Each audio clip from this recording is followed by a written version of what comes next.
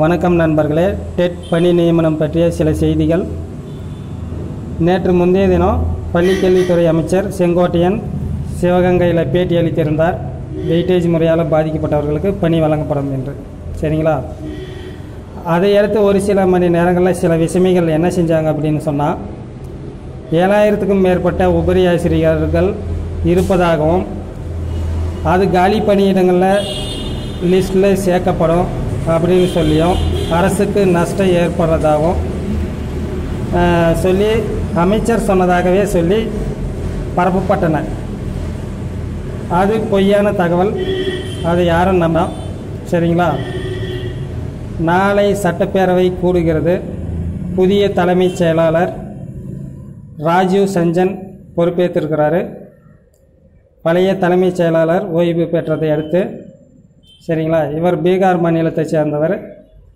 ஏற்கனவே கூடுதல் தலைமைச் செயலாளராக பொறுப்பேற்றிருக்கிறாரு. அடுத்து அவர் திருச்சி மாவட்ட கலெக்டராகவும் இருந்திருக்கிறார். சரிங்களா? இன்றைக்கி நிறைய விருதுகளை வழங்க இருக்கிறாரு முதல்வர் அவர்கள். அடுத்து என்ன அப்படின்னு பார்த்தீங்கன்னா, நாளை சட்டப்பேரவை கூடுது. ஜிஓ புதுசாக பாஸ் பண்ணலாம். பணி நியமனம் எவ்வளோ இருக்கும், காலி பணியிட எண்ணிக்கையை அறிவிக்கலாம். நாளைக்கு முக்கியமான நாள். சரிங்களா? அடுத்தடுத்து அதிரடியான மாற்றங்கள் இருக்கும்.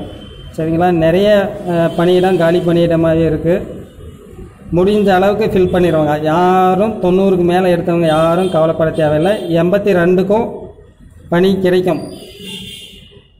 என்ன அப்படின்னு சொன்னீங்கன்னா, பாட்னி டிபார்ட்மெண்ட்டில், அதாவது பாட்னி படித்தவங்க 2019 வரைக்குமே 200 பேர் தான் டெட்டில் பாஸ் பண்ணி வச்சுருக்குறாங்க.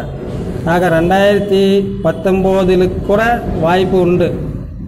82 எடுத்தவங்களுக்கும் வாய்ப்பு உண்டு. ஒரு சில கம்யூனிட்டியில் டெட்டு பாஸ் பண்ணவங்க ரொம்ப குறைவாக இருக்கிறாங்க. நிரப்பப்படாத காலி பணியிடமாக இருக்குது. சரிங்களா? ஆக அந்த வேகன்சி எல்லாம் 2017க்கும் பணியிடம் நிரப்புவாங்க. ஆக யாரும் கவலை கொள்ள வேண்டாம். பொறுமையாக காத்திருங்க. அதிரடியாக மாற்றங்கள் வரும். உடனுக்குடன் செய்திகளை பகிர்ந்து கொள்கிறேன். சரிங்களா? நன்றி நண்பர்களே. நம்ம சேனலை சப்ஸ்கிரைப் பண்ணிக்கோங்க, லைக் பண்ணுங்கள், ஷேர் பண்ணுங்கள். தேங்க்யூ.